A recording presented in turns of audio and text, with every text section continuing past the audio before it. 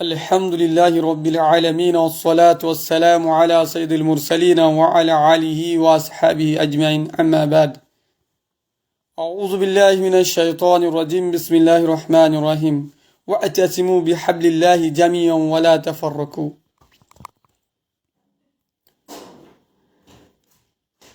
মুসলিম উম্মার ঐক্য শক্তির চাবিকাঠি ও বিভেদের মর্মান্তিক পরিণতি।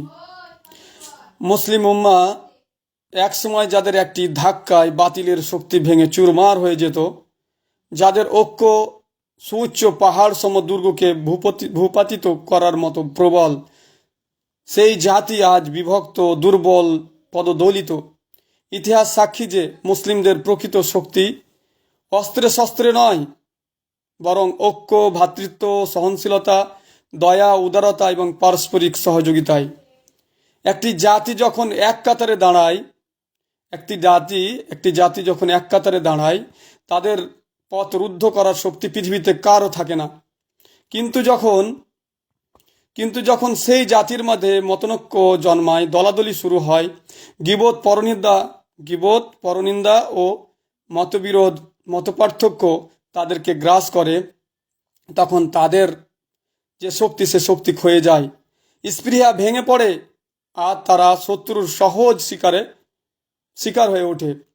তখন তারা শত্রুর সহজ শিকারে পরিণত হয়। ঠিক এমনইভাবে মুসলমানরা বহু জায়গায় নির্যাতিত, লাঞ্ছিত ও পদদলিত। আজ প্রশ্ন একটাই, এই জাতিকে কে বোঝাবে? বিভেদ তাদের ধ্বংস করে আর একতা তাদের পুনর্জীবিত করতে পারে। যে উম্মার মূল পরিচয় শক্তি, বীর, দয়াশীল এবং সাহসী, সেই উম্মাহর ভেতরকার বিবাদ তাদের এমনভাবে দুর্বল করেছে, তাদেরকে এমনভাবে নিজেদের অভ্যন্তরীণ যে বিবাদ, সে বিবাদের কারণে তাদেরকে এমনভাবে দুর্বল করেছে যে অন্যরা তাদের নিয়ে খেলা করে, তাদের নিয়ে হুলি খেলে। অথচ যদি তারা একত্রিত হতো, দুনিয়ার কোনো শক্তি তাদের সামনে দাঁড়াতে পারত না, টিকতে পারত না। উম্মা আজও শক্তিশালী, শুধু ঐক্যের চাবিকাঠি হারিয়ে ফেলেছে। মুসলিম উম্মা আজও শক্তিশালী, শুধু ঐক্যের চাবিকাঠি হারিয়ে ফেলেছে। যদি প্রতিটি মুসলমান নিজের ভাইকে নিজের অংশ মনে করে, যদি মতভেদ নয় বরং সত্য এবং ন্যায়কে কেন্দ্র করে ঐক্যে ফিরে আসে, তবে এই উম্মাহ আবারও সাম্রাজ্য নির্মাণ করতে পারবে, ন্যায় প্রতিষ্ঠা করতে পারবে, মানবতার আলোকবর্তিতা হয়ে উঠতে পারবে। একটাই হচ্ছে তাদের শক্তি, সেটা হচ্ছে ঈমান। সেই ঈমানকে তারা তাজা করতে গেলে কোরআন এবং সহিহ সুন্নাহর আলোকে তাদেরকে চলতে হবে। নবী সাল্লাল্লাহু আলাইহি সাল্লামের দিক নির্দেশনা অনুযায়ী জীবনযাপন করতে হবে। যেভাবে সাহাবী রাদিয়াল্লাহু আনহুমগণ রাসূল ইসলামকে ফলো করেছিলেন, মেনে চলেছিলেন, আমরা যদি তাদের আদর্শকে গ্রহণ করি, তাওহীদের ঝান্ডাকে যদি আমরা উড্ডয়ন করি, তাহলে অবশ্যই বিজয় আমাদের পদতলে এসে হাজির হবে। আল্লাহর পক্ষ থেকে বিজয় আসে। আর যখনই মুসলিম উম্মাহ কোরআন এবং সহিহ সুন্নাহকে ছেড়ে দিয়ে নিজেদের দলীয় মতভেদে লিপ্ত হয়, তখনই উম্মার মধ্যে বিভিন্ন মতনৈক্য, এইগুলোর কারণেই তাদের মধ্যে দুর্বলতা ফিরে আসে। তাদের মধ্যে শান্তি যে থাকে, সেই শান্তি বিরাজ করতো, সেই শান্তি ধ্বংস হয়ে যায়। সমস্যা একটাই, যে আমাদের শত্রু আমাদের সামনে দাঁড়িয়ে নেই, আমরা নিজেদের ভেতরেই শত্রু সৃষ্টি করছি। যে আমাদের শত্রু আমাদের সামনে দাঁড়িয়ে নেই, আমরা নিজেদের ভেতরেই শত্রু সৃষ্টি করছি। সমাধানও একটাই, ঐক্য, ভালোবাসা, সহনশীলতা, পরস্পরের প্রতি সম্মান এবং আল্লাহর দ্বীনকে সামনে রেখে এক কাতারে দাঁড়ানো। আল্লাহর দ্বীন ইসলাম, আল্লাহর কাছে একমাত্র মনোনীত দিন হচ্ছে ইসলাম। যে ইন্না দীনা ইনদাল্লাহিল ইসলাম, আল্লাহর কাছে একমাত্র মনোনীত দিন হচ্ছে ইসলাম। সেই ইসলামের মূল সোর্স অফ ইসলাম হচ্ছে কোরআন এবং সহিহ সুন্নাহ। আজকে আমরা কোরআন এবং সহিহ সুন্নাহকে ছেড়ে দিয়েছি, বিভিন্ন খানকা, তরিকা, পথ এবং পদ্ধতি আমরা অবলম্বন করেছি, আর নিজ নিজ দল নিয়ে আমরা উল্লাসিত, আনন্দিত। আর সে কারণেই আমাদের মধ্যে বহু মত পার্থক্য, একজন আরেকজনকে মেনে নিতে পারছে না। আমরা যদি নিজেদের ব্যক্তিগত দলাদলি, মতনৈক্য, মতপার্থক্য যদি ছেড়ে দেই, তাহলে আমরা একই কাতারে সামিল হতে পারবো। আর একতার ভিত্তি হচ্ছে আকীদা এবং বিশ্বাস। যদি আমাদের আকীদা বিশ্বাস একই হয়, যে আমরা সাক্ষী দিই যে আশহাদু আল্লা ইলাহা ইল্লাল্লাহু ওয়া আশহাদু আন্না মুহাম্মাদান আবদুহু ওয়া রাসূলুহু, আমি সাক্ষী দিচ্ছি যে আল্লাহ ছাড়া কোনো সত্য মাবুদ নেই, এবং আমি আরও সাক্ষী দিচ্ছি যে মুহাম্মদ রাসূলুল্লাহ সাল্লাল্লাহু আলাইহি ওয়াসাল্লাম আল্লাহর বান্দা এবং রাসূল। আমরা সব প্রত্যেক মুসলমানই আমরা এই শাহাদাত ঘোষণা করি আমাদের মুখ দিয়ে। আমরা বিশ্বাস করি যে আল্লাহ ছাড়া কোনো সত্য মাবুদ নেই, তার কোনো শরিক নেই, তার মতো কোনো কিছুই নেই, তিনি সব কিছু শোনেন এবং দেখেন। তো সেই মহাপরাক্রমশালী আল্লাহর একত্বে আমরা বিশ্বাসী, এবং শেষ নবী হযরত মুহাম্মদই হলেন আমাদের জন্য অনুসরণীয় আদর্শ। তো অথচ আমরা কেন এত দলাদলি, এত বিভেদ? একটা ঢেউ যদি মানে এতটা চাপ সৃষ্টি করতে পারে, একটা ধাক্কা যদি বাতিলের মুখে চাপাটা হাত মারতে পারে, তাহলে আমরা যদি সব মুসলিম একত্র হই, এক কালিমায় শাহাদাতের ছায়াতলে এসে যাই, নিজেদের বিভেদ ভুলে যাই, তাহলে কি পরিবর্তনই না আসতে পারে। আল্লাহ আবারও আমাদেরকে সেই মর্যাদা ফিরিয়ে দিবেন। কিন্তু আমরা কি সেই দিকে লক্ষ্য রাখছি? আমরা দলাদলি করতেই ব্যস্ত। হানাফির মসজিদ ফারাজি ভেঙে দিচ্ছে, ফারাজির মসজিদ হানাফি ভেঙে দিচ্ছে। তাছাড়াও বিভিন্ন খানকা মাজার কেন্দ্রিক বিভিন্ন যে জিনিসগুলো ঘটে, আরেকজন সেগুলোকে ভেঙে দিচ্ছে, হয়তো জামাতে ইসলামী ভেঙে দিচ্ছে, আমি তাই সেটাই বলছি। তো এইভাবে মাজার মসজিদ ভাঙাভাঙির কম্পিটিশনে তারা লিপ্ত, নিজের খানকা এবং নিজের তরিকাকে টিকাতেই তারা ব্যস্ত আজকে। কিন্তু আসল কথা হলো যে কাউকে জোরপূর্বক কোনো কিছু ভেঙে চুরে আপনি কখনোই তার আকীদা বিশ্বাসকে নষ্ট করতে পারবেন না, এবং তাকে আপনি তা আপনার কাতারে সামিল করতে পারবেন না। বরং আল্লাহ রসুল সাল্লাল্লাহু আলাইহি সাল্লাম যে পথ এবং পদ্ধতি অবলম্বন করে দাওয়াত দিয়েছেন, তার সাহাবীরা যেভাবে পৃথিবীতে ইসলামকে ছড়িয়ে দিয়েছেন, আমরা যদি সেই সত্যের বাণী সঠিকভাবে মানুষের কাছে পৌঁছে দেই, তাহলে মন্দির মসজিদ কোনো কিছুই ভাঙার প্রয়োজন নাই, কোনো মাজারও ভাঙার প্রয়োজন নাই। তারা নিজেরাই যখন বিশ্বাসের পরিবর্তন ঘটবে, তো নিজেরাই ভেঙে দিবে। আসলে হচ্ছে কি, আমাকে যদি কেউ, আমি প্রায়ই বলি কথাটা, যদি কোনো একজন অমুসলিম যদি বলে যে আমার এই দেবতাকে তুই সেজদা কর, না তোর গর্দন কেটে দেবো, তা আমি যদি ভয়ের কারণেও ঝুঁকে যাই, কিন্তু আমার অন্তর কখনো সে ঝুঁকাতে পারবে না। অনুরূপভাবে যে কেউ যদি মূর্তি পূজারী হয়, বা কেউ যদি মানে যীশু খ্রিস্টের উপাসনা করে, তাহলে তাকে যদি আপনি জোরপূর্বক বলেন, যদিও কোনো মুসলিম আজ পর্যন্ত নজির নাই যে কোনোদিন কোনো মন্দির ভেঙেছে বা কোনো কাউকে জোরপূর্বক বলেছে তুমি ইসলামে এসো, এটা বলেনি, এটা নজির নাই পৃথিবীতে। অমুসলিমরা কিন্তু এটা বেশিরভাগই মুসলিমদের সাথে করে থাকে, যদিও, কিন্তু আমি সেই অর্থে বলছি না। তো আপনি যদি কাউকে, কোনো অমুসলিমকেও যদি জোর করে বলেন যে ইসলামে আয়, তাহলে সে হয়তো ভয়ে মসজিদে সেজদা করবে, কিন্তু তার অন্তর মূর্তি থেকে তার ভালোবাসা, মূর্তির ভালোবাসা বা যিশুর ভালোবাসা দূর হবে না। একইভাবে অতএব মানুষকে পরিবর্তন করতে হবে, মানুষের অন্তরে বিশ্বাসে পরিবর্তন ঘটাতে হবে আপনার আখলাক, আচার এবং আপনার সত্য দলিলের ভিত্তিতে। আপনি জোর করে কারো উপরে এই জন্য মানে চাপিয়ে দিয়ে কোনো কিছু জোর করে চাইতে তার বিশ্বাসের পরিবর্তন আপনি না যদি ঘটান, তাহলে আপনি এই ভেঙে এগুলো কিছুই করতে পারবেন না। সে আবার যখন শক্তিশালী হবে, তখন কোনো এক পর্যায়ে সে আবার তার সেই জিনিসটাকে তৈরি করে ফেলবে। ঠিক তেমনই মানে আপনার এই বিষয়টি ঘটেছে। মানুষ কোনো জিনিসকে জোরপূর্বক চাপিয়ে দিলে সেই জিনিসটা বেশি দিন টিকে না। অতএব আমাদের কাজ হচ্ছে কোরআন এবং সহিহ সুন্নাহর দাওয়াত মানুষের কাছে পৌঁছে দেওয়া। যারা আজকে বিরোধিতা করছে, তারা অটোমেটিক্যালি সঠিক দলিল এবং মানে দলিলের ক্ষেত্রে দলিলকে পেয়ে যখন তারা বুঝতে শিখবে, তারা জানতে শিখবে যে এটাই হচ্ছে আল্লাহর পক্ষ থেকে একমাত্র মনোনীত দিন, ইসলামের সৌন্দর্যকে বুঝবে, নবী সাল্লাল্লাহু আলাইহি ওয়াসাল্লামের আদর্শকে যখন জানবে, তখন তারা অবশ্যই সেখানে দলে দলে ফিরে আসবে ইনশাআল্লাহ। অনুরূপভাবে মুসলিম ভাইদের মধ্যে যে বিভেদ বিদ্বেষ তৈরি হয়েছে, সেইটার একমাত্র মানদণ্ড কি? আমি আর আপনি নিজস্ব মতামত দিয়ে কখনো এই ফায়সালা আনতে পারবো না। এই জন্য যিনি আমাদেরকে সৃষ্টি করেছেন, তিনি আমাদের ব্যাপারে সর্বাধিক অবগত। এই জন্যই তিনি আমাদেরকে বিধান দিয়েছেন কোরআন, এবং সেই কোরআনের ব্যাখ্যা হচ্ছে সহিহ সুন্নাহ। তো এই দুটো জিনিসকে যদি আমরা আঁকড়ে ধরি আর এর কাছে যদি ফায়সালা চাই, তাহলে আমরা অবশ্যই আমাদের কে ভুল পথে কে সঠিক পথে এটা আমরা বুঝতে পারবো। যদি আমাদের মধ্যে বহু মতপার্থক্য মতনৈক্য আছে, তারপরও যে মৌলিক বিষয়, সেই বিষয়ে যদি আমরা একত্রিত হই, আলহামদুলিল্লাহ পৃথিবীর সমস্ত মুসলিম যদি এক কাতারে থাকে, তাহলে এই মানে এই মুসলিম ঐক্যকে কে মানে পদদলিত লাঞ্ছিত করতে পারে? কিন্তু আমরা নিজেদের পায়ে নিজেই কুড়ুল মেরেছি, নিজেদের অভ্যন্তরীণ দলাদলি দ্বন্দ্বে আমরা আজকে লিপ্ত। অথচ এই মুসলিম জাতি অদম্য শক্তির নাম, তারা শুধু একটি জিনিস ভুলে গেছে, ঐক্যই শক্তি, ইমানই শক্তি। ইমানের ভিত্তিতে ঐক্য ভিত্তি হতে পারে, বিশ্বাসের ভিত্তিতেই ঐক্য আসবে। সঠিক বিশ্বাসের ভিত্তিতে কোরআন এবং সহিহ সুন্নাহর কাছে মানে যে আকীদা যে বিশ্বাস সেটাকে যদি আমরা মেনে নিই, সকলেই মৌলিক বিষয়কে যদি মেনে নিই, তাহলে আমরা ঐক্য স্থাপন করতে পারবো। আর যদি ছোটোখাটো ফুরি মাসলা মাসাইলের ক্ষেত্রে আমরা যদি একে অপরকে গীবত, পরচর্চা, পরনিন্দা এবং দল থেকে বহিষ্কার করি, তাহলে অবশ্যই আমাদের বিভেদ কখনোই মানে দূর হবে না। আর বিভেদই হচ্ছে ধ্বংস।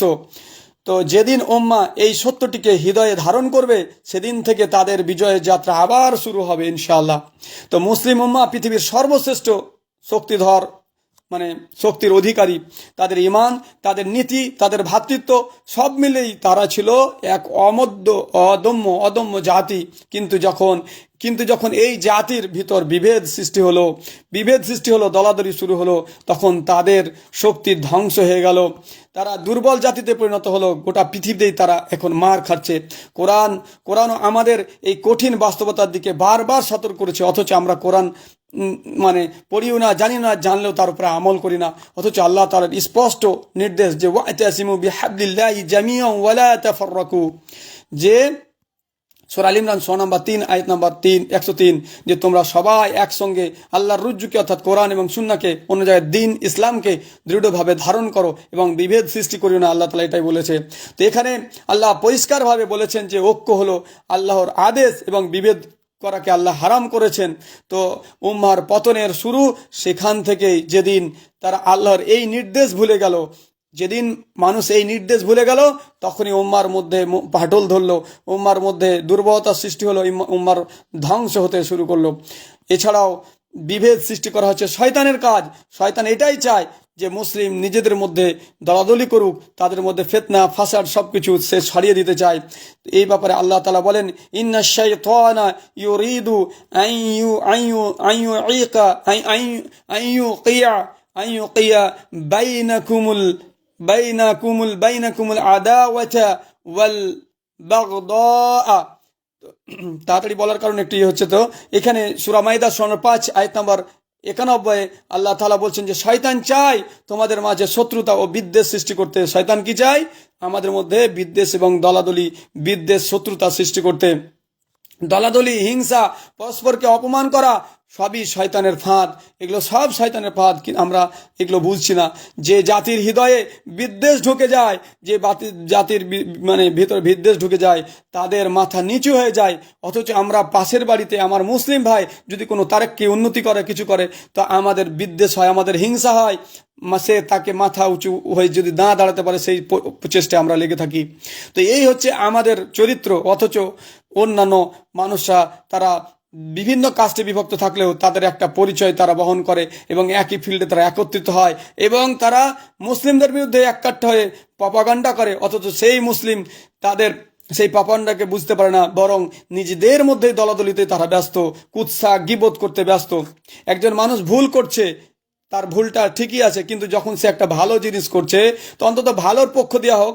সে তো তাকে গিয়ে তো পরে বোঝানো যাবে, কিন্তু সে তো কোনো ব্যানারে বা কোনো কিছুতে কাউকে ডাকছে না, সে তো কোনো ব্যানারে তাকে ডাকছে না।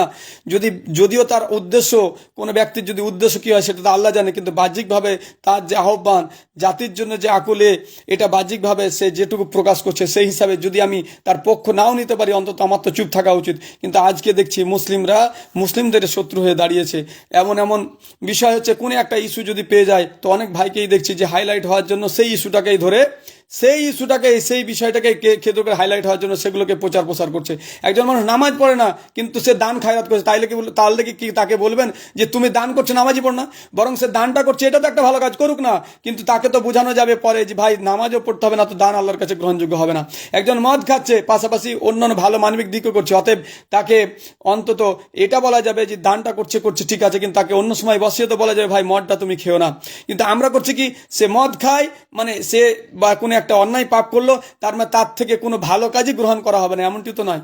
ভালো কাজে একে অপরকে সহায়তা করবেন, খারাপ কাজে নয়। সে যদি মদের দোকান খুলতো বা অন্য কিছু করতো, তাহলে তো সেই কাজে সহায়তা করতেন না, কিন্তু সে তো অন্যদিকে ডাকছে না।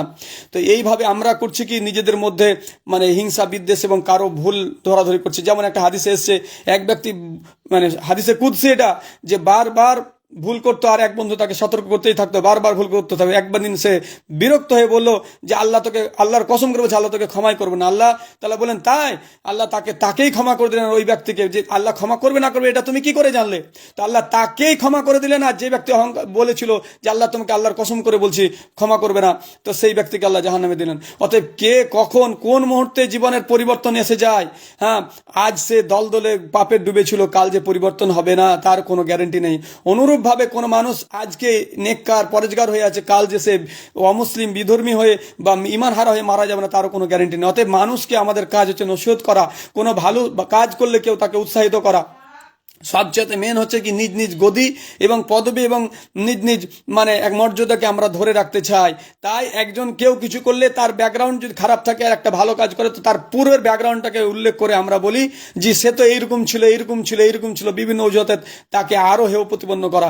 অতএব আমি কারো সমর্থন করে কথা বলছি না, কিন্তু আমি বলছি যখন একটা ইস্যু দাঁড়িয়েছে যে অন্য ধরনের দিকে মোড় নিচ্ছে, তখন তো সেই ক্ষেত্রে মানে মানে বিষয়টিকে আপনারা ভালোই উপলব্ধি করতে পারছেন, বুঝতে পারছেন যে এই ক্ষেত্রে যখন আমরা কারো কাছে কিছু আশা করতে পারি না। মুসলিম চিরকালই মানুষের কাছে মানে একটি মানে ঘৃণিত বিষয় হয়ে দাঁড়িয়েছে, তাকে বিভিন্নভাবে সন্ত্রাসী, বিভিন্নভাবে মানে মৌলবাদী কটাক্ষ বিভিন্নভাবে করেই আছে। কিন্তু কিছু মানুষ আছে যারা ধর্ম এবং বর্ণ বিভিন্ন ঊর্ধ্বে, যদিও অন্য ধর্মের মানুষ, কিন্তু তারা অনেক সময় কি হয় মানে তারা মানবিক দিকগুলোকে ভাবনা চিন্তা করার পরে তারা কিন্তু সহনশীল এবং তারা এই বিভেদ বিশৃঙ্খলা চায় না। কিন্তু অনেক উগ্র মানুষ আছে অমুসলিমদের মধ্যে, তারা কিন্তু ধর্মীয় বিষয়টাকে উস্কে দিতে চায়। আর সেই সাথে এই রাজনীতিবিদরা করে কি এইটাকে একটা মানে কি বলে একটা বিশাল সুবর্ণ সুযোগ পেয়ে যায়, সেটাকে নাড়া দিয়ে খুঁচিয়ে খুঁচিয়ে আরও বেশি মানে বলে না যে আগুনে পেট্রোল ঢালছে পানি ঢালার পরিবর্তে, এরকম করতে চায়। তো আমরাও মুসলিম হয়ে মানে আমরাও কিন্তু সেই বিষয়গুলো আমরা বুঝতে পারি না, ভাই ভাইয়ের বিরুদ্ধে লেগে যায়, যদিও কোনো তার যাই থাক পিছনে। যেমন আজকে একটা জিনিস আমি দেখলাম, কোনো একটা জিনিস যাই কোনো জায়গা থেকে সে মানে একজনকে এনেছে, তো সেই ব্যক্তি হোক কোনো জায়গার যে জায়গা উদ্দেশ্য করে বলে সেটা হোক বা না হোক, কিন্তু আমার আজকে ফেসবুকে বলার কি প্রয়োজন? সে এইখানকার লয়, ধোকা দিচ্ছে, সে তো ভুল করে নিয়ে এসছে, তো আমাদের দেশেরই লোক, এইগুলো তো বলার প্রয়োজন নাই। সে কি জন্য নিয়েছে না সে মিথ্যা ছড়াচ্ছে কি ছাড়ছে তার অন্তকে সে পরে দেখবে, কিন্তু এই মুহূর্তে এই শুধু তো আমাদের এইসব মন্তব্যগুলো করা উচিত নয়। আমরা কেন করছি? আসলে এই জন্যই মুসলিমের পেছনেই মানে সবচাইতে লেগে আছে বলে আজকে এই জাতির সবচাইতে অধপতন। অতএব যেখানে ভালো কাজ যে কেউ করছে, সে নন মুসলিম করুক মুসলিম করুক, যদি তা ইসলামের বিরুদ্ধে না যায়, মানবতার বিরুদ্ধে না যায়, তাহলে সেই কাজটির জন্য প্রশংসা করা উচিত। আর যদি তা মানে আমার দিন বিরোধী হয়, আমার স্বাধীনতা বিরোধী হয়, আমার দিন বিরোধী হয়, সমস্ত কিছুর বিরোধী হয়, যা বিবেক বর্জিত কাজ হয়, তাহলে অবশ্যই সেখানে সমর্থন করা যাবে না। কোনো বিবেকবান মানুষ সেটা করতে পারে না। অতএব প্রত্যেকের ধর্মীয় স্বাধীনতা আছে, নিজ নিজ ধর্ম অনুযায়ী সে স্বাধীনভাবে নিজের ধর্ম পালন করবে এবং নিজের ধর্মের প্রচার প্রসার করবে। যার ইচ্ছা হবে সে অন্য ধর্মে দীক্ষিত হতে পারে, যার ইচ্ছা হবে সে মানে মানে আপনার তার মানে যে কোনো ধর্ম বা যে কোনো বিশ্বাস রূপে থাকতে পারে, তাকে বাধ্য করা যাবে, তাকে বুঝাতে পারবেন। এমনকি নবীদেরকেও বলা হয়নি যে তুমি জোর করে কারো উপরে এই দিন চাপিয়ে দাও, বরং দিনের ব্যাপারে পাবলিসিটি প্রচার করতে বলা হয়েছে। আমাদের কাজ হচ্ছে দিনের সঠিক বার্তা মানুষের কাছে পৌঁছে দেওয়া, যে দিন থেকে পিছিয়ে তাকে দিনের সঠিক জ্ঞান দান করা। কিন্তু আমরা তা করি না, তাকেই জান্নাত জাহান্নাম ফাইসালা করে দেই এবং তাকে দিন থেকে খারেজ করি। একটা মানুষ যতক্ষণ মরেনি তাকে আপনি নসিহত করতে থাকেন, যদিও তাকে আপনি কুফরের মধ্যে দেখছেন, তারপরেও যখন তাকে দাওয়াতি কাজ করবেন তখন তাকে কাফের, মুশরিক, সে মুনাফিক, বেঈমান এগুলো আপনি বলতে পারেন না। বরং তাকে যদি আপনার ক্ষমতা থাকে তো তাকে নসিহত করুন, একাকে গিয়ে নসিহত করুন। কিন্তু আমরা করি কি প্রকাশ্যে একজন আরেকজনের বিপদ ছড়াই, মিডিয়া করি, বিভিন্নভাবে করছি। তো এগুলো কোরআন হাদিস কতটুকু সমর্থন করে ভাববেন। আর আমরা দেখি অনেক সময় মুখ ফসকে অনেকে আবেগপ্রবণভাবে এমন কিছু কথা বলে দেয় যেগুলো পরে আর সামলানো মুশকিল হয়ে যায়। তো লোকে চাপে পড়ে আবার সেই কথাটি রুজু করে। তো এগুলো একটা বিষয়। তো অতএব কোনো কিছু বলার আগে ভেবেচিন্তে সেই কথাগুলো বলতে হবে। তো যাই হোক, ঐক্যই হচ্ছে শক্তি, বিভেদ হচ্ছে ধ্বংস। আল্লাহ সুবহানাহু ওয়া তাআলা আরো বলেন, ওয়ালা তানাযাউ ফাতাফশালু ওয়া তাযহাবা রিহুকুম। সূরা আনফাল সূরা নম্বর 46, সূরা নম্বর 8 আয়াত নম্বর 46 আল্লাহ তাআলা বলছেন যে তোমরা বিভেদে লিপ্ত হও না, তোমরা বিভেদ করিও না, বিভেদে লিপ্ত হও না, তাহলে তোমরা দুর্বল হয়ে পড়বে এবং তোমাদের শক্তি চলে যাবে। যাই হোক, বিষয়টি আমাদেরকে নিজেদের মধ্যেই যখন কোনো একটা সমস্যা ঘটবে নিজের মধ্যে ঠিক করে নিতে হবে। কেউ মুসলিমদের হবে না, মুসলিমরাই মুসলিমদের জন্য হবে, এটাই স্বাভাবিক। অনুরূপভাবে কোনো হিন্দুর জন্য অন্য কেউ হবে না, হিন্দুই হবে। আসলে দেখেন, খ্রিস্টানদের জন্য খ্রিস্টানরা যতই মুখে বলুক যে আমি টানছি, কিন্তু সে নিজের দরদ দেখাবে, এটাই স্বাভাবিক। অতএব আপনি কখনো আবেগে পড়ে আমি বলছি না যে কোনো ধর্মের প্রতি আমার বিদ্বেষের জন্য বলছি না, সবাই নিজ নিজ ধর্ম পালন করছে, করুক, কেউ কাউকে বাধা দিবে না, এটা অবশ্যই। কিন্তু এটাও সঠিক যে তারা তাদের জায়গায় একত্রিত আছে এবং তারা বিভিন্নভাবে তাদের স্বার্থ হাসিল করছে, কিন্তু মুসলিমদের স্বার্থ কোথায় দেখেন? আজকে সব জায়গায় একদম নিচু থেকে নিয়ে উঁচু পর্যন্ত সব জায়গায় মুসলিম মানে নিজের সমস্ত কিছু হারিয়ে ফেলেছে। তাদের এমনকি তাদেরকে ভিটে মাটাই ছাড়িয়ে দিয়ে দেশ ত্যাগ করে অন্য দেশে দিতে চাইছে, এমন কিছু মানুষের আজকে আবির্ভাব হয়েছে। আর তারাই নাকি দেশের নেতৃত্ব দিচ্ছে, সব কিছু করছে। যদিও কিছু মানুষ আছে যারা এগুলো চায় না, অমুসলিম হলেও চায় না। তো এই এক ধরনের কঠোরপন্থী মানুষ, যারা নিজেদেরটাকে সঠিক সবটা ভুল, দেশে একমাত্র তাদেরই থাকার অধিকার আছে, আর কারণেই এই চিন্তাধারায় শুধু জাতিভেদ প্রথা তৈরি করছে। তারা ধর্মে ধর্মে লড়াই, মানুষে মানুষে লড়াই, বিভিন্নভাবে লড়াই করিয়ে দেশের শান্তি শৃঙ্খলাকে বিঘ্নতা ঘটাতে চাইছে। অতএব এই জিনিসে আপনারা পা দিবেন না, বরং মানে মেন হচ্ছে সব মানুষকে ভালোবাসতে শিখুন। মানবিক দিক থেকেও তো অন্তত ভালোবাসেন, যে একজন মানুষ। একটা বিনা কারণে যদি আপনি চাটি পিঁপড়ে মারতে যদি অপরাধ মনে করেন, তাহলে একটা মানুষকে কিভাবে মারতে পারেন? বিশেষ প্রয়োজনে আপনি যেমন আপনার বাড়িতে ভালো ব্যবসার জন্য মুরগি পুষছেন, সমস্ত কিছু রাখছেন, এবার এগুলো যদি বিড়াল বারবার ধরে নিয়ে যায়, তাহলে আপনি তো অবশ্যই তাকে গুলি করবেন। যদিও সেটা আপনার দৃষ্টিতে তখন মারা উচিত নয়, কিন্তু সে অন্যায় করলে তো মারবেন। তা ঠিক বিশেষ কারণে আপনাকে বেঁচে থাকা তাগিদে অনেক কিছু আমাদের করতে হয়। একটা যদি কেউ বলে গরু কেন জবাই করছো, বা অমুক পশু কেন করছো, হত্যা করছো, তাহলে তো একটা পোলট্রিও মারতে পারবে না, একটা গাছও তো কাটতে পারবে না, কেন গাছেরও তো প্রাণ আছে। তাহলে এইগুলো অযৌক্তিক বিষয়। একজনকে আরেকজন খেয়ে না বাঁচলে কখনোই বাঁচতে পারবে না। বনে তাহলে সিংহকে মেরে ফেলতে হবে হরিণ বাঁচার জন্য, তাহলে কুমিরকে মেরে ফেলতে হবে আপনার ব্যাং সাপ অন্যান্য কিছুকে মেনে ফেলার জন্য। তাহলে প্রত্যেকে খাদ্যের তালিকায় একজন আরেকজন খেয়েই বেঁচে থাকে, কিন্তু সেটা লিমিটে। আমার যতটা প্রয়োজন অতটাই হাঁস আমি জব করবো, মুরগি যতটাই জব করবো ততটাই গরুর মাংস খাবো আমি। অনুরূপভাবে যতটা পানি প্রয়োজন ততটাই আমি পানি গ্রহণ করবো, তার থেকে বেশি অপচয় করুন। প্রত্যেকটা জিনিসের লিমিট দিয়েছে, বেঁচে থাকার জন্য যতটুকু প্রয়োজন অতটুকু করুন। এর চাইতে যদি বেশি কিছু করে তো ইসলাম এটাকে নিষিদ্ধ করেছে। ইসলাম একটা সহনশীল ধর্ম। ইসলামের সৌন্দর্যকে মানুষের কাছে তুলে ধরুন, নিজের ব্যবহার আখলাক মানুষের কাছে বুঝান যে ইসলাম কখনো বিদ্বেষী নয়, অন্য ধর্মের শত্রু নয় সে, বরং সে আকীদা বিশ্বাসের ক্ষেত্রে তার বিপরীত হলেও সে তার শত্রু নয়, যদি না তার সাথে শত্রুতা করে। কোনো অমুসলিম যদি আমাকে আমার ধর্মীয় স্বাধীনতায় কোনো কিছুতে যদি বাধা না দেয়, আমাকে যদি তার মানে দেশবাসী হিসেবে ভালোবাসে, আমিও তাকে ভালোবাসতে কোনো দ্বিধা নাই। আমরা সকলে দেশকে ভালোবাসি, কিন্তু সে যদি বলে আমি আমার ধর্ম নিয়ে আমি বেঁচে থাকবো আর তুমিও ধর্ম তুমি পালন করতে পারো না, তার তখনই তো সমস্যা।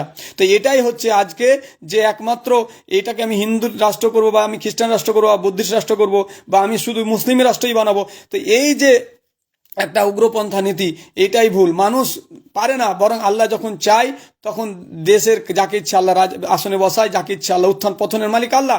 আমাদের কাজ হচ্ছে আমাদের ধর্মীয় বিশ্বাস, সেটা আমরা সঠিকভাবে পালন করব, আর সেই বিশ্বাসের প্রচার এবং প্রসার আমি করব, আমার ধর্ম অনুমতি দিয়েছে। এবং কাউকে আমি জোর করব না, কাউকে আমি জোর করে কলমা পড়াতে পারি না, এটা কোনো মুসলিমও করে না।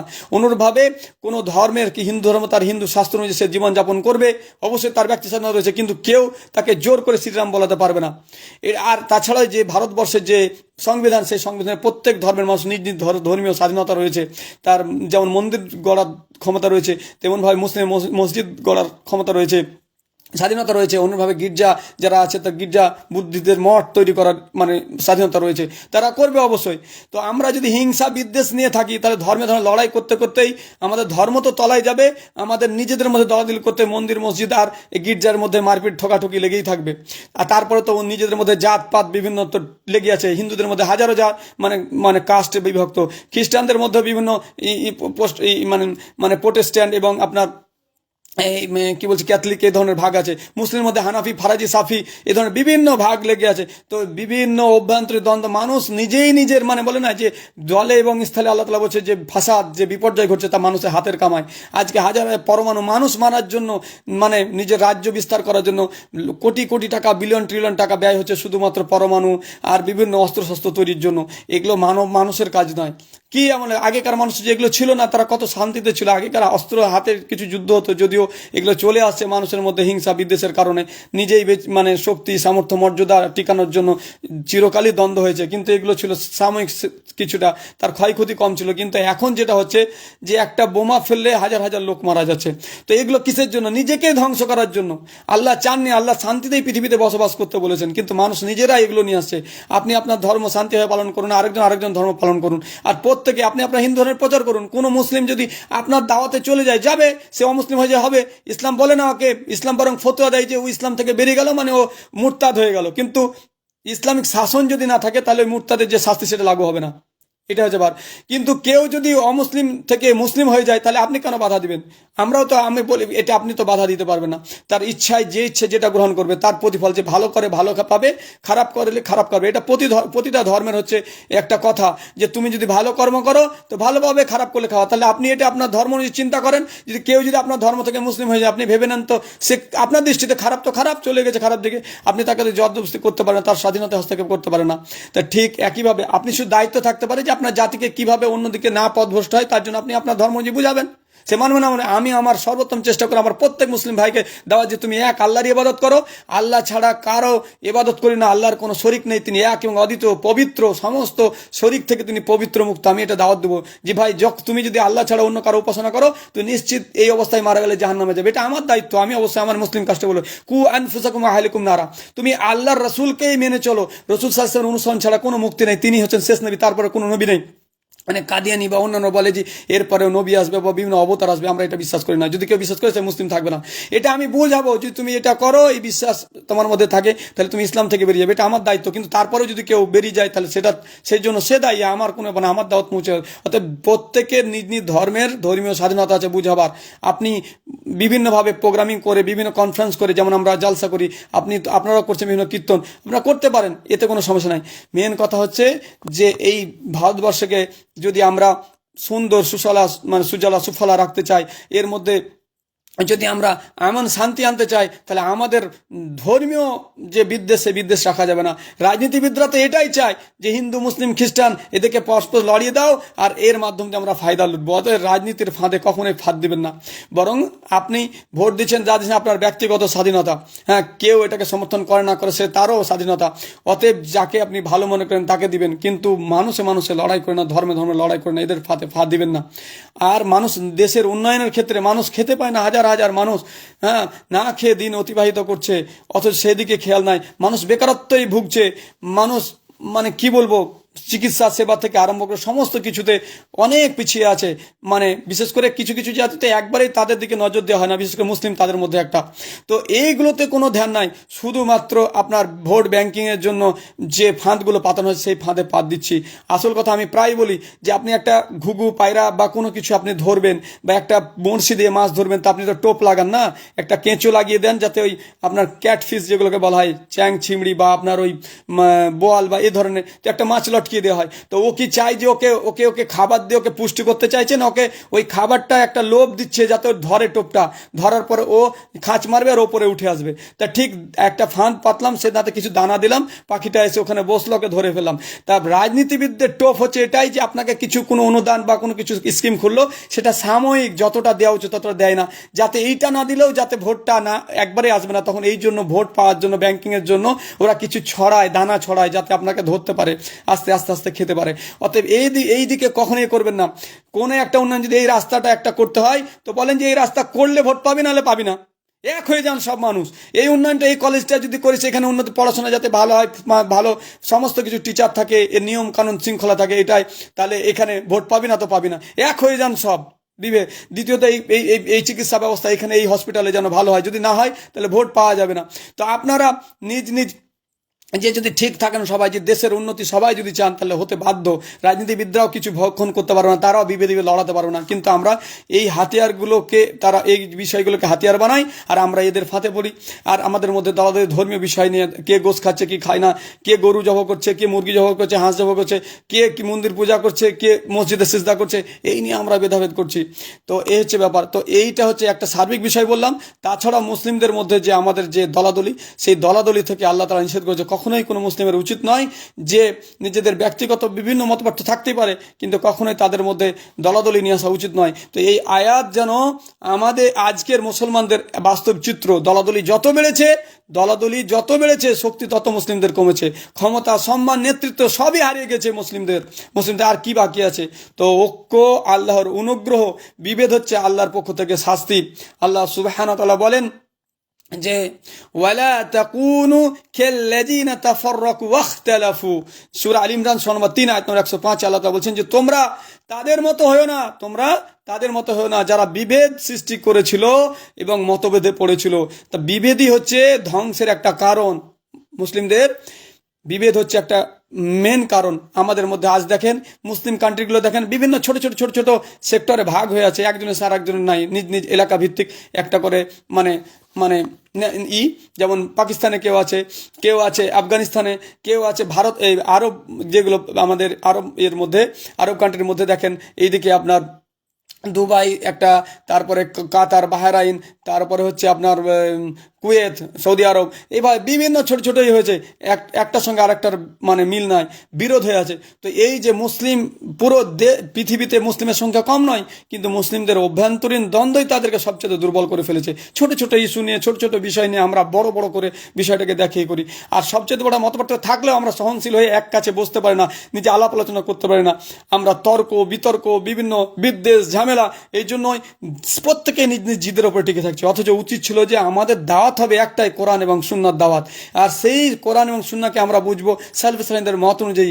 আমাদের এক বাক্য হচ্ছে যে লা ইলাহা ইল্লাল্লাহ, আল্লাহ ছাড়া কোনো সত্য মাবুদ নেই, ওয়া আন্না মুহাম্মাদুর রাসূলুল্লাহ, আর মুহাম্মদ সাল্লাল্লাহু আলাইহি ওয়াসাল্লাম হচ্ছে আমাদের আল্লাহর রাসূল, আল্লাহর বান্দা এবং রাসূল। তো এই কলেমা আমরা পড়ি, অথচ আমরা তার প্রতি আমল করি না।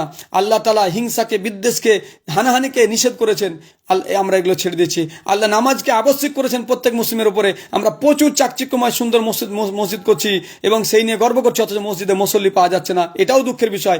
মসজিদ যেমন আপনি তৈরি করবেন, সেটাকে আবাদ করার দায়িত্ব হচ্ছে আপনাদের প্রত্যেকে। অতএব আমরা যেখানে মসজিদ তৈরি করছি, আমরা যেন এগুলোকে আবাদ করি।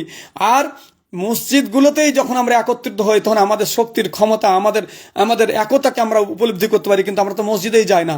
ফজরে 3-4টা মুসল্লি, মাগরিবে এর সাথে তো পাওয়াই যায় না, দিনের বেলাতে বিভিন্ন কাজে ব্যস্ত, তো মসজিদগুলো এমনিতেই ফাঁকা থাকে। তাহলে মসজিদের উদ্দেশ্য হচ্ছে, যদি মসজিদ তৈরি করি তাকে গর্ব করা নয়, বরং আল্লাহর ইবাদতের উদ্দেশ্যে, আমরা একতার উদ্দেশ্যে সেখানে একত্রিত হব।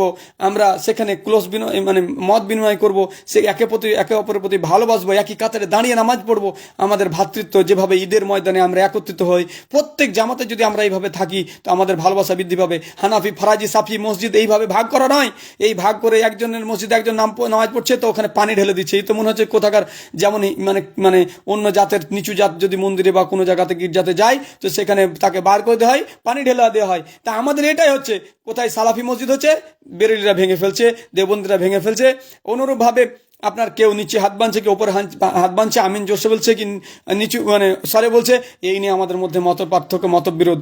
তো আমরা এই কাদা ছুড়ে করছি। কেউ বলছে এরা দেহবাদী, কেউ বলছে এরা হচ্ছে মুজাসসিমা। এইভাবে আসল কথা হচ্ছে কোরআন এবং সুন্নাহ দ্বারা সাবিত যা, সেই বিষয়টা নিয়ে যদি আমরা কাজ করি, সেই বিষয়ের উপরে যদি আমরা ফয়সালা নিয়ে আসি, তাহলে অবশ্যই ফয়সালায় আসি যে কোরআন হাদিস যেটা বলে আমরা সেটাই মানবো, তাহলে অবশ্যই আমরা পথ পাবো, আমরা একই জায়গায় আসতে পারবো। কিন্তু আমরা করেছি কি, কোরআনকে আমরা সালফে সালিনদের বুঝিনি, সাহাবীদের বুঝিনি, আমরা বুঝিনি। আমরা বুঝছি বিভিন্ন ইমাম, বিভিন্ন নেতা, বিভিন্ন মাযহাব, তরিকা, খানকা অনুযায়ী বুঝছি। একাধজনা একাধভাবে কোরআন এবং সুন্নাহর অপব্যাখ্যা করেছে। কিন্তু আসলে এই ব্যাখ্যার চাইতে গুরুত্বপূর্ণ হচ্ছে যে তৎকালীন সময়ে রাসূল সাল্লাল্লাহু আলাইহি ওয়াসাল্লাম সাহাবীরা এর অর্থ কি নিয়েছেন, তারপরে এই 3টে যুগ, তাবিঈন এবং তাবিঈনদের যুগে এর ব্যাখ্যা কি নেওয়া হয়েছে, আমরা যদি সেগুলোকে ভাবি, আমরা প্রত্যেকটা সহিহ হাদিসকে গ্রহণ করি এবং জাল হাদিসগুলোকে বর্জন করি, এবং যেগুলো দুর্বল হাদিস বা ইহাজি আমলযোগ্য নয়, বিশেষ করে আকীদার ক্ষেত্রে তো প্রত্যেকেই জানে যে এই দুর্বল হাদিসের কোনো মূল্য নাই। অনেকে বলে ফজিলতের ক্ষেত্রে এগুলো মানা। তো সেই বিষয়গুলোকে যদি আমরা জানি, তাহলে অবশ্যই আমরা করব। তারপরেও কেউ বলে যে না, হাদিসটা তোমরা জয়ীফ বলে দিয়েছো, কিন্তু এটা তো জয়ীফ হাদিস নয়, আমাদের কাছে তো এটা সহি। তা আসলের কথা হচ্ছে কি, যদি একটা যে বিষয়কে আপনার দৃষ্টিকোণ থেকে সহি বানিয়ে নেন, তাহলে আর একটা হাদিসকেও কিন্তু আপনাকে সহি বানিয়ে নিতে হবে। যেমন একটা উদাহরণ সব বলি, যদি আমার এটা বলার ইচ্ছা নয়। এক জায়গাতে নবী সাল্লাল্লাহু আলাইহি ওয়াসাল্লামকে এরা মানে কোন এক সম্প্রদায় বলছে যে এটা আল্লাহ রাসূল সাল্লাল্লাহু আলাইহি ওয়াসাল্লাম হচ্ছে নূরের তৈরি, আর একজন তো বলছে খোদা নূরের তৈরি, নাউজুবিল্লাহ। এটা পরে আসবে, একটা বিষয় আছে আমার, যে আমরা জানি যে আল্লাহর কোনো শরিক নেই। তো খোদা নূরের তৈরি বললে আল্লাহর নূরের অংশ বানিয়ে নেওয়া হয়। নূর হচ্ছে আল্লাহর সিফাত, তো আল্লাহর সিফাত হচ্ছে সিফাতের মানে যদি কাউকে গুণান্বিত করে তাহলে সে তো ইসলাম থেকেই বেরিয়ে যাবে। তো এখানে নুরুম মিন নুরিল্লাহ বা খোদার টুকরো একজন বলছে, আর সেই ক্ষেত্রে এটাকে জাল হাদিস, এটার কোনো ভিত্তিক কোনো কুতুবে সিত্তাতে পাওয়া যায় না, এবং এর সনদ সবই বেকার, জাল বলেছে অনেক মুহাদ্দিস। তো এটাকে সহি প্রমাণ করার চেষ্টা করা হচ্ছে। যদি এটাকে কেউ সহি বলে, আর তাহলে অন্য একটা হাদিস আছে যেখানে বলা আছে যে আমি আবু বকর, নবী সাল্লাল্লাহু আলাইহি ওয়াসাল্লাম আমি এবং আবু বকর এবং ওমর হচ্ছে একই মাটি থেকে তৈরি। তো এই হাদিসটাও আহলে হাদিসরা জাল মনে করে এটাকে।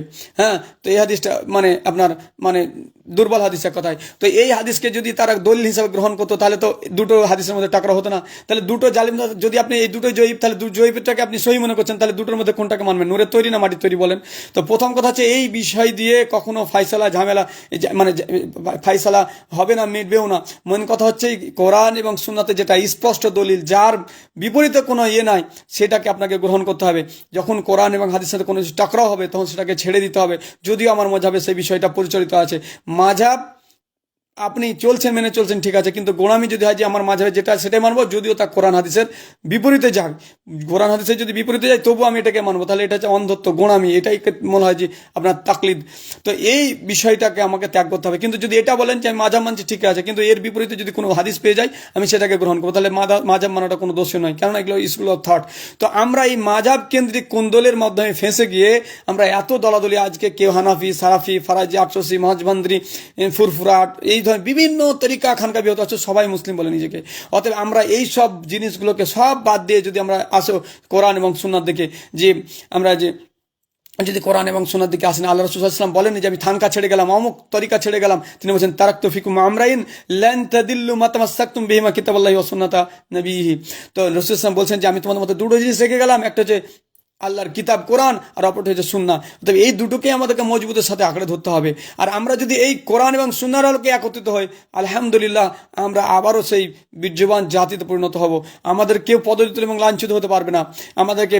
আর আমরা যদি এই বিভেদ করি তাহলে আমাকে একটা একটা করে, সেই একটা গল্প আছে যে আপনার মানে একসঙ্গে 4টে ষাঁড় একটি ময়দানে চড়ছিল, মানে তাদের সঙ্গে খুব ভালো বন্ধুত্ব ছিল এবং তারা একসঙ্গে উঠা বসা সব কিছু করতো। তো এক সিংহ দেখলো যে এদেরকে তো একসঙ্গে থাকলে মারতে পারবে না, তখন সে একজনের বিরুদ্ধে একজনকে উস্কিয়ে দিল, আলাদা আলাদা ভাবে তাদেরকে মানে কানে মানে বিদ্বেষ ভরতে থাকলো। তখন একে অপরের শত্রু হয়ে উঠলো, একটা একটা করে আলাদা করলো আর তাকে খেয়ে ফেললো। তা আমরা যদি আজকে একত্রিত না হই, আমাদের দুর্বলতা কোথায়? আমাদের ইমানি দুর্বলতা, আমাদের বিভিন্ন দুর্বলতা রয়েছে। তো এই সমস্ত দুর্বলতাগুলো যদি আমরা বুঝতে না পারি এবং শত্রুর চক্রান্তকে আমরা যদি সক্ষম না হই বুঝতে, তাহলে অবশ্যই আমরা পদলিত এবং লাঞ্ছিত হবে, এটাই স্বাভাবিক। আসুন আমরা যে কথাগুলো বলছিলাম যে পূর্ববর্তী জাতির ধ্বংসের প্রধান কারণ ছিল বিভেদ, উম্মাহ এই পথে আজকে হাঁটছে, যা আল্লাহর শাস্তি, মানে আল্লাহর পক্ষ থেকে শাস্তির কারণ এটা। তো আমাদেরকে সবসময় একত্রিত থাকতে হবে, ছোট ছোট বিষয় আমাদেরকে ভুলে যেতে হবে। ঐক্যের শক্তি আল্লাহ আমাদের হৃদয়ে তাহলে ঢেলে দিবেন। সূরা আনফাল 6 নম্বর 8 আয়াত নম্বর 63-তে আল্লাহ তাআলা বলছেন তিনি আল্লাহ তাদের হৃদয় সময়ে ভালোবাসা স্থাপন করবেন। যদি আমরা কোরআন এবং সুন্নাহকে সঠিকভাবে মেনে চলি তাহলে আল্লাহ তাআলা অবশ্যই আমাদের অন্তরে ভালোবাসা ঢেলে দিবেন।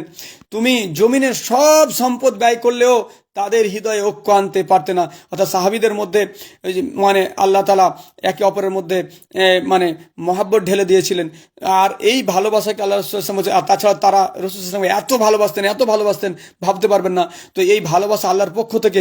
আল্লাহ তাআলা বলছেন যদি হে নবী তুমি যদি সমস্ত জমিনের সম্পদ যদি ব্যয় করো তারপরেও তুমি হৃদয়ে মানে তাদের হৃদয়ে ঐক্য আনতে পারবে না। তো বোঝা যাচ্ছে যে হৃদয়ের ঐক্য কেবল আল্লাহই দেন। যদি আমরা আল্লাহর দিনকে সঠিকভাবে ভালোবাসি, মেনে চলি, কোরআন সুন্নাহকেই মেনে চলি, তাহলে আল্লাহ তাআলা আমাদের ঐক্য ডালবেন।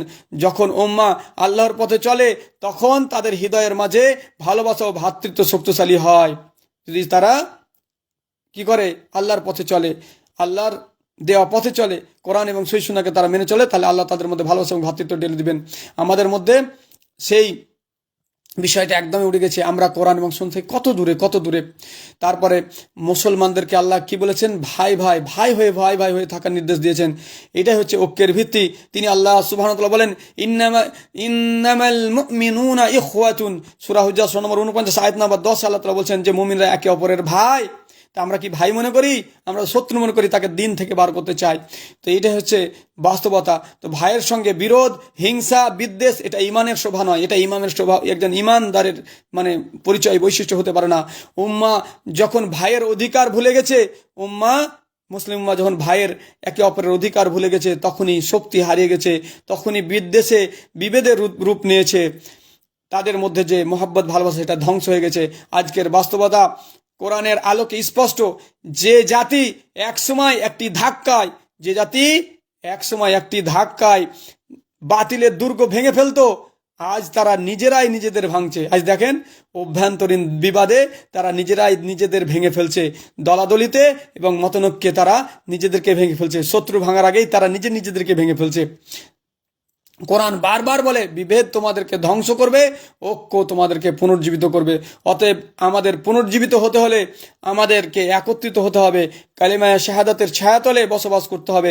ছোটোখাটো ত্রুটি বিচ্যুতি আমাদেরকে ভুলে যেতে হবে। দিন থেকে কাউকে খারিজ করা নয়, বরং দিনের সঠিক বার্তা সঠিকভাবে, নমনীয়, ভদ্রভাবে, নবী পদ্ধতিতে, হিকমার সাথে বোঝাতে হবে। কেউ যদি মনে করেন যে বেরেলিটাই সঠিক, তাহলে বেরেলি পদ্ধতিটাকে আপনি আপনার সুন্দরভাবে উপস্থাপন করুন। আল্লাহ আপনাকে হেদায়েত দেন বলে এইভাবে আপনি তাকে বুঝান। আর দরকার পড়লে সে হানাফি হোক, ফারাজি হোক, সাফি হোক, যে হোক, আলেদিস হোক, তার সাথে বসুন, আপনার বেরলি মতবাদ তাকে বুঝান। আর বলেন যে আপনিই যেটা বুঝেন কোরআন শুনে সেটা আমাকে বুঝান। এক জায়গায় বসেন, দরকার নয় আপনারটা আমি বুঝবো, আমারটা আপনি বুঝেন।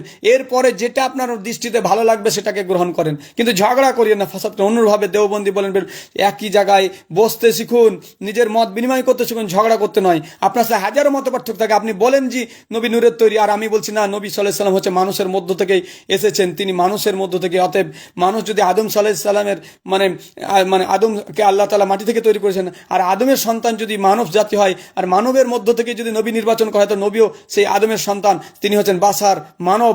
তিনি হচ্ছেন মাটির নির্যাস থেকে, মানে প্রথমকে আল্লাহ মাটি থেকে তৈরি করেছেন আদম থেকে হাওয়াকে, এবং তাদের দুজন থেকে পৃথিবীতে ছড়িয়ে পড়েছে পুরো মানব জাতি। এটা কোরআন হাদিস অনুযায়ী কেউ বলছে আপনাকে, তাহলে আপনি সেটা তার দলিলগুলোকে সামনে রেখে সেটাকেও আপনি শোনার মানসিকতা রাখুন, তাকে গালমন্দ করে না।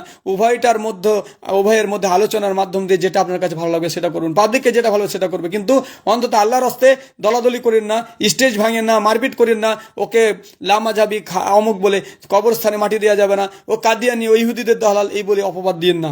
অনুরূপভাবে এরা কবর পূজারী, এরা মাজার পূজারী, এরা তো মুশরিক, এরা তো দিন থেকে খারেজ, এদের সঙ্গে মানে উঠা বসাও নিষেধ, বা এরা এই ধরনের কটাক্ষ এদেরকেও করিয়েন না।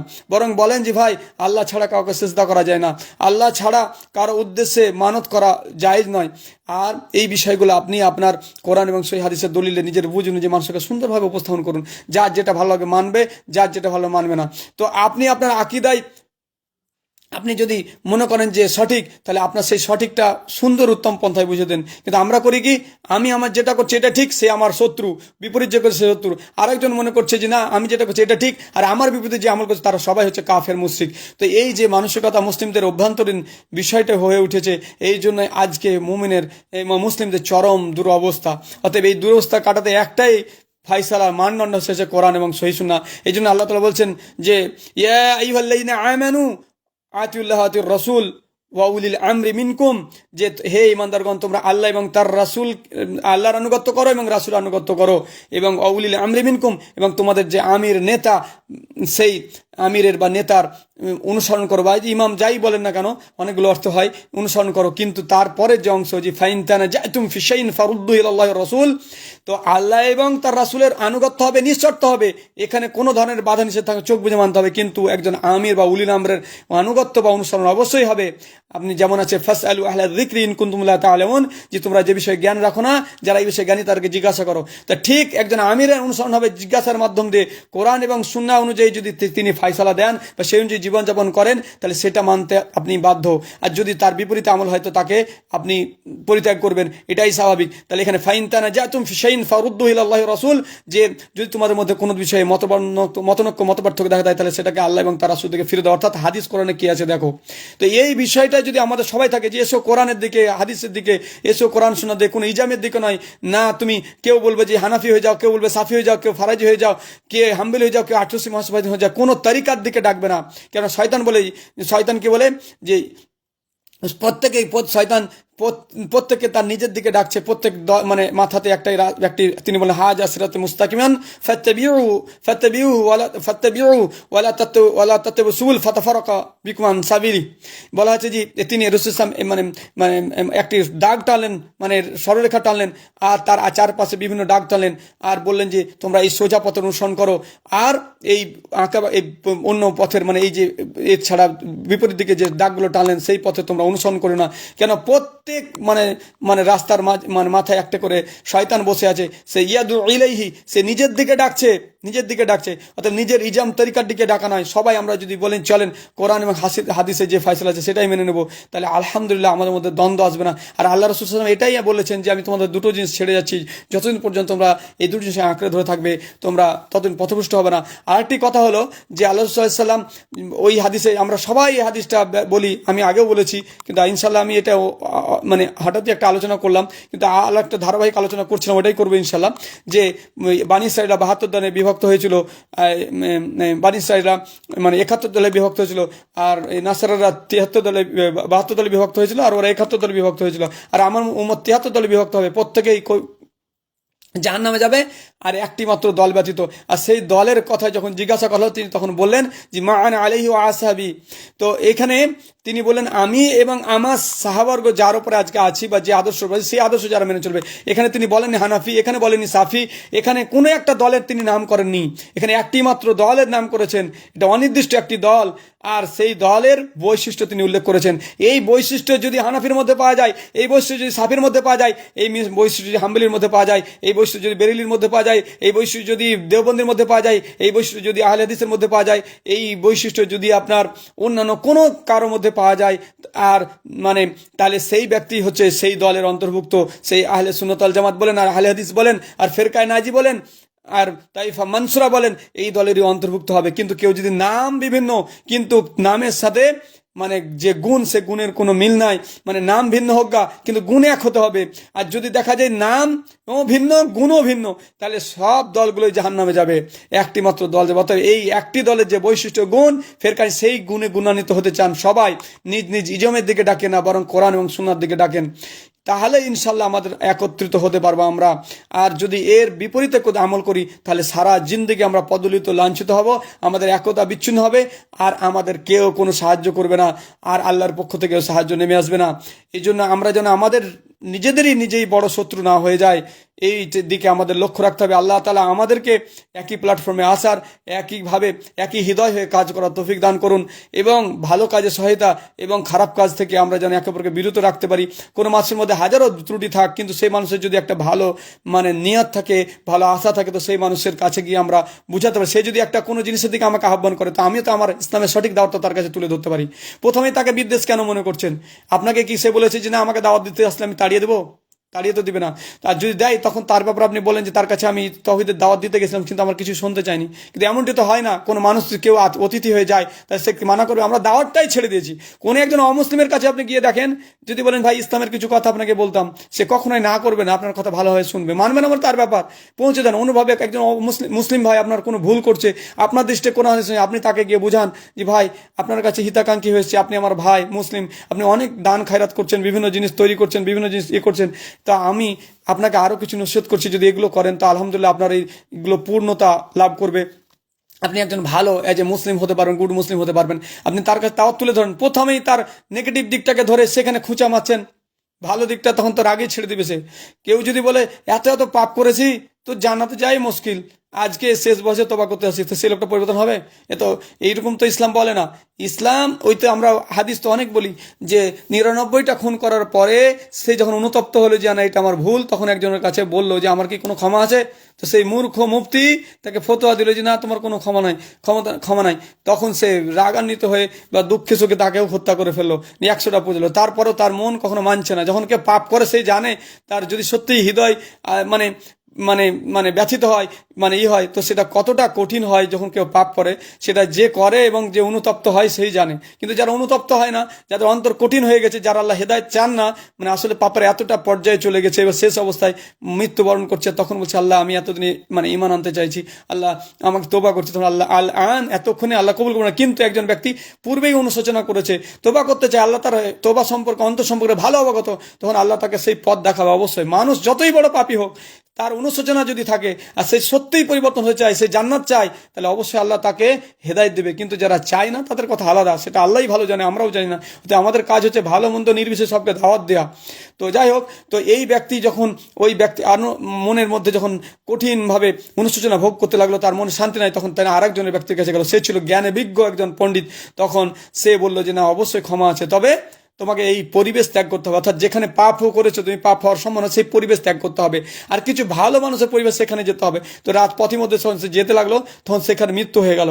তো তারপরে সেই ঘটনা সবাই জানেন। তখন আল্লাহ তাআলা মানে ফেরেশতারা এলো, এসে কেউ বলে তো বদমাইশ ছিল, অতএব এর আর এ ছিল ভালো। তো দুই ফেরেশতার মতভেদ ঘটলো। তখন তিনি করলেন কি, জমিনকে সংকুচিত করলেন, যে সে যদি ওই যেদিকে যাচ্ছিল সেই দিক যদি কাছে হয় তো তাকে সেই দিকে অন্তর্ভুক্ত করা হবে, আর যে এই দিক থেকে হেঁটে যাচ্ছিল সেই দিক যদি ছোট হয়ে কাছে হয়, মানে তাহলে এই দিকের অন্তর্ভুক্ত করা হবে। তো দেখাল আল্লাহর বিশেষ অনুগ্রহ। আল্লাহ তো জানেন তার অন্তরে বিচলিত হয়ে গেছে, সে তোবা অন্তর থেকেই করে ফেলেছিল। মুখে বলা শুধু আস্তাগফিরুল্লাহ তোবা নয়, অন্তর থেকে পরিবর্তন হওয়ার চেষ্টা করতে হবে, সেই দিকে ফিরে যাওয়া যাবে না। তো সেই জন্য আল্লাহ তাআলার অসীম অনুগ্রহ জমিনকে ছোট করে দিল, সেই দিকে মাপতো তো ওই দিক ও গিয়ে গেছে বেশি, তখন আল্লাহ তাআলা তাদের দলে অন্তর্ভুক্ত হলো, অর্থাৎ তাকে ক্ষমা করে দিল। তা আমরা যদি এই হাদিসগুলো বলি সব কিছু, অথচ এর প্রতি আমল নয়, আমরা কাউকে কটাক্ষ করছি, তো আমাদের মধ্যে প্রথমত হচ্ছে মুসলিমদের ইসলার কাজ, অমুসলিমের মধ্যে দাওয়াতের কাজ আমাদেরকে করতেই হবে নিজ নিজ স্থান থেকে প্রত্যেকে। অমুসলিমদেরকে আমরা যদি ইসলামের সৌন্দর্যকে বোঝাতে পারি, আমি বারবারই বলছি, ইনশাল্লাহ অনেক মানুষ আছে ভালোভাবে সেগুলো বুঝে এবং তাদের মানে প্রচার প্রসার করতে গেলে তাদের কথাগুলো খাটবে, এমন অনেক ব্যক্তিত্ব আছে, তাদের জ্ঞানও রাখে, ইন্টারন্যাশনাল লেভেলে তাদের কথা চলার মতো ব্যক্তিত্ব আছে। তো তাদেরকে অবশ্যই অমুসলিমদের মধ্যে দাওয়াত করা উচিত। একজন ব্যক্তি কোনো কারণবশত দাওয়াতে বাধা পেয়ে গেছে, তারপরে কেউ দাওয়াত দেবেন অমুসলিমদেরকে ভয়ে যে দেশ তাড়া হবে বলে? অমুসলিমদেরকেই আপনাদেরকে বুঝাতে হবে ইসলামের সৌন্দর্যকে। ইনশাল্লাহ তরবারি ধরতে হবে না, কোনো ঝামেলা ঝগড়া করতে হবে না। ইসলামের সঠিক বার্তা দিলে প্রত্যেকেই ইসলামকে বুঝে ইসলামের ছায়াতলে দলে দলে আসবে, দলে দলে প্রবেশ করবে।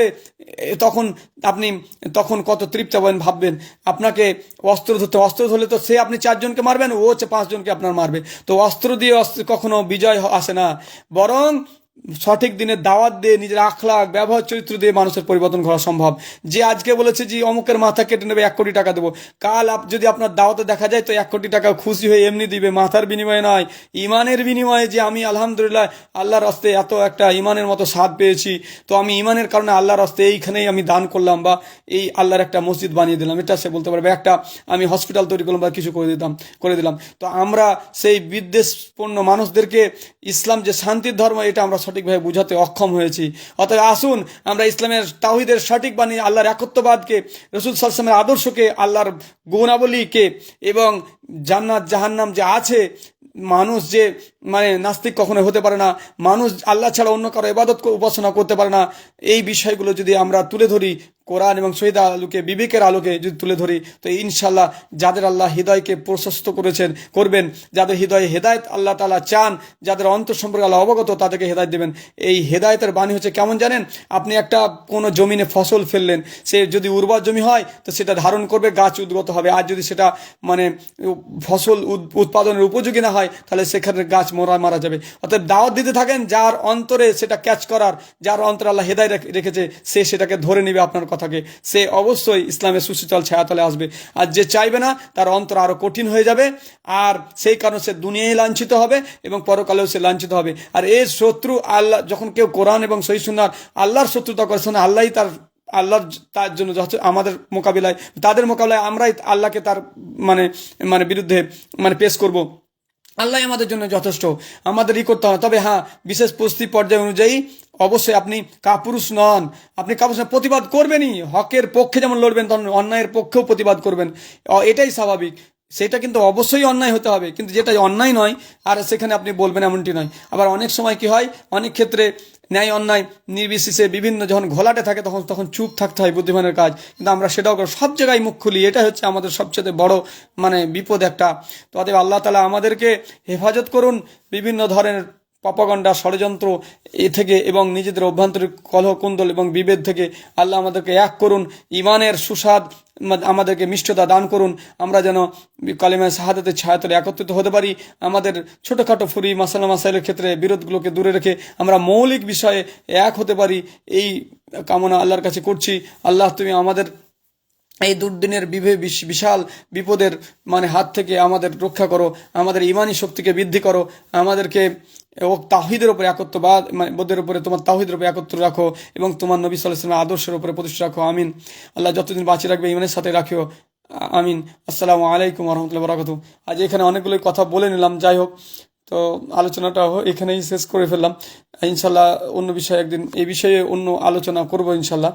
তো বলার মধ্যে এর মধ্যে আবেগপ্রবণ হয়েও কিছু বললাম, কিন্তু যে কথাগুলো বলেছি একটু স্মরণ রাখবেন, নিজেদের মধ্যে কখনোই ভ্রাতৃত্ব নষ্ট করবেন না। আর মাযহাব কেন্দ্রিক যে কুণ্ডলগুলো আমাদের চলছে এগুলোকে সহনশীল হন, প্রত্যেককেই বলছি, হানাফি, বেরেলি, দেওবন্দি, সাফি, যে যাই আছেন, হ্যাঁ, কিন্তু আপনারা সহনশীল হন, আপনারা নিজের প্রসার করুন, কিন্তু গালিগালাজ নয়, একে অপরকে কাফের বানিয়ে দেওয়া নয়, দূরে সরিয়ে দেওয়া নয়, এর সঙ্গে বিবাহ শাদী হারাম, ওর সঙ্গে উঠা বসা হারাম, এই করে কবর আলাদা, মসজিদ আলাদা, সব এইসব বিভিন্ন বিভেদ সৃষ্টি করে একজন আরেকজনের সাথে লাগিয়ে দিয়ে নিজেদেরকে দুর্বল করবেন না। অবশ্যই আপনার মতামত প্রকাশের অবশ্যই আছে, আপনিও যেমন একজন অমুসলিম তার প্রচার করতে পারে, একজন মুসলিমও করতে পারে, এবং মুসলিমের মধ্যে বিভিন্ন তরিকা খানকা তারাও নিজেদের প্রচার করুক, কিন্তু সর্বশেষ হচ্ছে কি নিজেদের একতা ধ্বংস করবেন না, যেটা হক সেটা প্রচার করুন, ইনশাল্লাহ বাতিল অটোমেটিক্যালি পালিয়ে যাবে। কেননা আল্লাহ তাআলা নিজেই বলছেন যে অকুল জা আল হক ওয়া জাহাকাল বাতিল ইন্নাল বাতিলা কানা যাহুকা, যে সত্য এসেছে, মিথ্যা দুর্বৃত হয়েছে, মিথ্যা তো দুর্বৃত হওয়ারই। অতএব সত্য যার কাছে আছে সব সময় সে মাথা উঁচু করেই বাঁচবে ইনশাআল্লাহ, সে কখনো ঝুঁকাবে না। আর বাতিল যদিও আস্ফলন দেখায়, ফ্যানার মতো সমুদ্রের ফেনা উঠে, কিন্তু সাময়িক আপনার সেটা কিন্তু আবার নিভে যাবে, এটাই স্বাভাবিক। অতএব সত্যের জয় সর্বদা, আর সত্যর সঙ্গে আল্লাহ থাকেন, আর বাতিলকে আল্লাহ ধ্বংস করেন। অতএব বাতিলের সাথে নয়, সত্যের সঙ্গে থাকুন, একত্রিত হয়ে থাকুন, ভাই ভাই হয়ে থাকুন, এটাই আমার কামনা, এটাই আপনাদের কাছে করজোড়ে নিবেদন। ইনশাল্লাহ 41 বিষয় আছে, তার উত্তর দেন, একে অপরের সঙ্গে আপনি আলোচনা করুন, একে অপরের দলিল ভিত্তিক আলোচনা করুন, কিন্তু হিংসা বিদ্বেষ নিয়ে নয়, রাগ নিয়ে নয়, গালিগালাজ করে নয়। বসুন, অসুবিধা নাই, অনলাইন প্ল্যাটফর্মে বসুন, আর এইরকম ভাবে বসুন, কিন্তু বিভেদ করে না। কেউ যেন বুঝতে না পারে যে এরাও সেই বিভিন্ন কাস্টে বিভক্ত, বৈশ্য, শূদ্র, ক্ষুদ্র, এই ব্রাহ্মণ, এই ভাগে যেমন বিভক্ত, বিভিন্ন কাস্টে ওরা বিভক্ত, মুসলমানরাও সৈয়দ, পাঠান, বিভিন্ন ধরনের যে আছে না, তারপর হানাফি, ফাজি, সাফি, হাম্বেলি, মুতাজিলা, আটশি, হজবন্দরি, এই যে বিভেদ, এইগুলো দেখে যেন তারা ভাবে যে মুসলমানরাও বিভিন্ন কাস্টে বিভক্ত। অথচ আমাদের মধ্যে একে অপরের সঙ্গে সাদি বিবাহ সবকিছুই হয়। আমরা কাউকে ছোট বড়, সাদা কালো এই ভিত্তিতে আমরা দেখি না, কেন আমাদের নবী সাল্লাল্লাহু আলাইহি ওয়াসাল্লাম এটা আদর্শ ছিল না। আমরা ইমানের ভিত্তিতে, তাকওয়ার ভিত্তিতে একে অপরকে মর্যাদা দিয়ে থাকি, আর আমাদের কাছে আল্লাহর কাছেও মর্যাদা হচ্ছে তাকওয়ার মর্যাদায়। অতএব আমরা একে অপরকে মুসলিম ভাই হিসাবে পাশাপাশি বসবাস করতে পারি, একে অপরের দুঃখে কষ্টে সহায়তা করতে পারি, এটাই আমাদের উচিত। আসুন আমরা কোরআন এবং সুন্নাহকে পড়ি, নিম্ন জীবনে আমল করি, এবং এর বার্তাকে পৃথিবীর কোনায় কোনায় পৌঁছে দিই। আসসালামু আলাইকুম ওয়া রাহমাতুল্লাহি ওয়া বারাকাতুহু।